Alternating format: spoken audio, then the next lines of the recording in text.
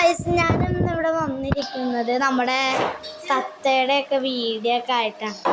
നമ്മുടെ തത്തയുടെ വീഡിയോ എന്നൊക്കെ പറയുമ്പോൾ നല്ല അടിപൊളി തത്തയായിരിക്കും. നമ്മുടെ മിട്ടു എന്നൊക്കെ പറയണ ഒരു തത്തയാണ്. ഇപ്പം ഞാൻ കാണിച്ചു തരാം തത്തേനെ. മിട്ടു വർത്താനം പറഞ്ഞിട്ടു.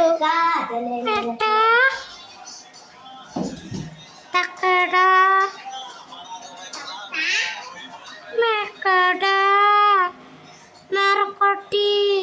ഹലോ ഗൈസ്, നമ്മളിപ്പോൾ കണ്ട പോലെ തത്തകളൊക്കെ വർത്താനം പറഞ്ഞിട്ടുണ്ട്.